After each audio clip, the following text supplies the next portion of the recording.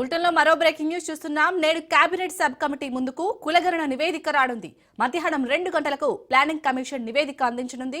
ఈ నివేదికపై చర్చించడానికి సచివాలయంలోని cabinet sub committee chairman Uttam Kumar Reddy ఛాంబర్లో సమావేశం కానుంది. ఈ సమావేశంలో chairman Uttam Kumar Reddy పాల్గొననున్నారు.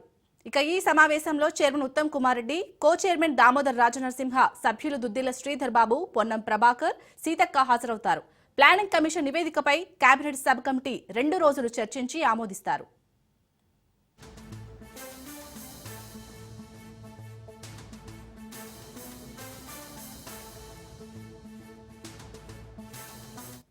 Cabinet sub committee నివేదికను ఈ నెల 5న జరగనున్న రాష్ట్ర కేబినెట్ సమావేశంలో ఆమోదం కోసం ప్రవేశపెడతారు. కేబినెట్ ఆమోదం అనంతరం 5న మధ్యాహ్నం అసెంబ్లీ ప్రత్యేక సమావేశం నిర్వహించనున్నారు. అసెంబ్లీ సమావేశంలో కులగణన నివేదికను ప్రభుత్వం ప్రవేశపెడుతుంది. నివేదికపై ప్రత్యేక చర్చ అనంతరం అసెంబ్లీ ఆమోదం తెలపనుంది. దీనిపై పూర్తి డీటెయిల్స్ మా ప్రతినిధి రాజు అందిస్తారు. రాజు. శాలిని, తెలంగాణ ప్రభుత్వం కుల గణన ఏదైతే పూర్తి చేయడం జరిగిందో కుల గణన రిపోర్ట్ ఈ రోజు కేబినెట్ సబ్ కమిటీకి అందించనున్నారు. ఈ రోజు మధ్యాహ్నం 2 గంటలకు రాష్ట్ర సచివాలయంలో రాష్ట్ర planning department principal secretary Sandeep Sultania ఆధ్వర్యంలో కేబినెట్ సబ్ కమిటీకి అందజేయనున్నారు. అనంతరం దీనిపై చర్చించేందుకు సెక్రటేరియట్ లోని Uttam Kumar Reddy cabinet sub committee సమావేశం కానుంది. ముఖ్యంగా ఇందుకు చైర్మన్ గా ఉన్నటువంటి ఉత్తమ్ కుమార్ రెడ్డి, కో చైర్మన్ గా ఉన్నటువంటి దామోదర్ రాజనరసింహ, అదేవిధంగా ఇందులో సభ్యులుగా ఉన్నటువంటి మంత్రులు శ్రీధర్ బాబు, పొన్నం ప్రభాకర్, సీతక్క, అదేవిధంగా ఎంపీ మల్లు రవి కూడా ఈ యొక్క సమావేశానికి హాజరు కాబోతా ఉన్నారు.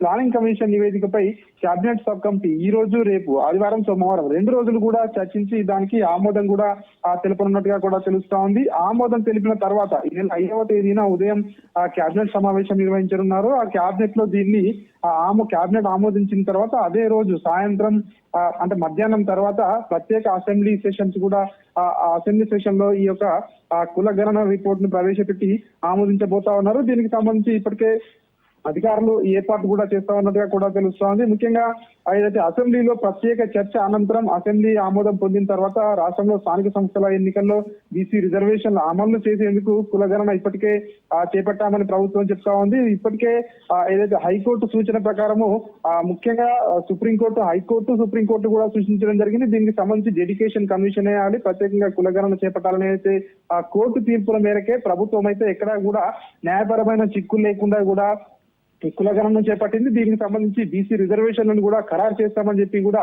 ఆ ప్రభుత్వం అయితే ఇప్పటికే చెప్తా ఉంది. 2 రోజుల పాటు, ఈ రోజు రేపు అంటే ఆదివారం, సోమవారం 2 రోజుల పాటు కూడా కేబినెట్ సబ్ కమిటీ యొక్క సమగ్రంగా ఈ యొక్క సర్వేను దీన్ని కూలంకషంగా చర్చించి ఆమోదం తెలుపుతుందని చెప్పేసి కూడా నిన్న ఏదైతే కమాండ్ కంట్రోల్ సెంటర్ లో మంత్రులతో ముఖ్యమంత్రి సమావేశం నిర్వహించడం జరిగిందో, సమావేశం అనంతరం మంత్రులు పొన్నం ప్రభాకర్, అదేవిధంగా ఇతర మంత్రులు కూడా తెలపడం జరిగింది. దీనిపై ముఖ్యంగా 2 రోజుల పాటు చర్చించి నిర్ణయం తీసుకుంటామని, దీన్ని ఆమోదిస్తామని చెప్పి కూడా చెప్తా ఉంది. స్థానిక సంస్థల ఎన్నికల్లో బీసీలకు రిజర్వేషన్ కల్పించేందుకు తమ ప్రభుత్వం సిద్ధంగా ఉంది అని చెప్పి కూడా ప్రభుత్వం ఒకవైపు చెప్తా ఉంది. దీనికి సంబంధించి ఈ రోజు సమావేశం, మధ్యాహ్నం జరిగే సమావేశంలో ఈ యొక్క కేబినెట్ సబ్ కమిటీకి ఈ యొక్క రిపోర్టును అందించనున్నారు. శాలిని. అలాగే రాజు, ప్రజలకు ఈ కులగణన నివేదిక ఎంతవరకు ఉపయోగపడే ఛాన్స్ ఉందనుకోవచ్చు? ఇప్పటికే కాంగ్రెస్ పార్టీ ఎన్నికల హామీల్లో భాగంగా ఏదైతే బీసీలకు రిజర్వేషన్లు ఇస్తామని చెప్పింది, అదేవిధంగా ఇతర కులాలకు సంబంధించి ఏవైతే ఎవరు ఎంత ఉన్నారో వారికి అంత మేర లబ్ధి జరగాలి, ఎవరెంతో వారికంతా అనే నినాదంతో కాంగ్రెస్ పార్టీ ఎన్నికల్లోకి వెళ్ళింది. దానికి సంబంధించి ప్రధానంగా బీసీలకు రిజర్వేషన్లతో పాటు స్థానిక సంస్థల రిజర్వేషన్లో ఖచ్చితంగా ఇవన్నీ కూడా కుల గణన రిపోర్టు పనికొస్తుందని కాంగ్రెస్ ప్రభుత్వం భావిస్తా ఉంది. ముఖ్యంగా ఏవైతే ఇప్పటికే సంక్షేమ పథకాలు, 6 గ్యారంటీలు, ఇతర హామీలు ఏవైతే ఉన్నాయో ఆ హామీల అమలుకు కూడా ఈ యొక్క కుల గణన ప్రాతిపదిక అవుతుంది. ఖచ్చితంగా ఎవరు నిజమైన లబ్ధిదారులు అనేది తెలుసుకోవడానికి ఇది ప్రాతిపదికగా ఉంటుంది అని చెప్పి కూడా ప్రభుత్వం భావిస్తా ఉంది.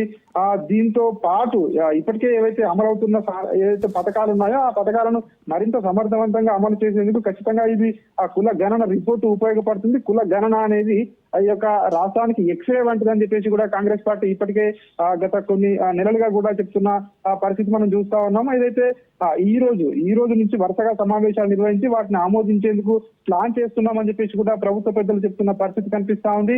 కేబినెట్ సబ్ కమిటీ అధ్యయనం చేసి ఆ యొక్క అధ్యయనం చేసిన తర్వాత దాన్ని కేబినెట్ కి నివేదించడం, కేబినెట్ లో ఆమోదించిన తర్వాత దాన్ని మంత్రివర్గం ఆమోదించిన తర్వాత అసెంబ్లీలో పెట్టి దాన్ని ప్రత్యేక సమావేశాల్లో పెట్టి ఆమోదించిన తర్వాత ఇక బీసీ రిజర్వేషన్లు కూడా ఖరారు అవుతాయని చెప్పి కూడా ఇటు ప్రభుత్వ వర్గాలు చెప్తున్న పరిస్థితి కనిపిస్తా ఉంది.